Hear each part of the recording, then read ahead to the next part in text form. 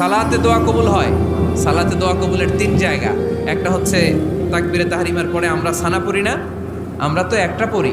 আল্লাহর হাবিব সুন্নাহ এবং নফল নামাজে আরও পড়তেন সানা, ওই দোয়া কবুল হয়। 2 নম্বর জায়গা সালাতে সেজদায় পড়ে দোয়া করলে কবুল হয়। আকরাবু মা ইয়াকুনুল আবদু মির রাব্বিহি ওয়া হুয়া সাজিদ ফাকসিরু ফিহি দুআ। বান্দা যখন সেজদায় লুটিয়ে পড়ে বান্দা আল্লাহর সবচেয়ে কাছে চলে যায়। তা কিন্তু বিশ্বনবী বলে সেজদাটা তোমার রবের কুদরতি পায়ের উপরে পড়েছে।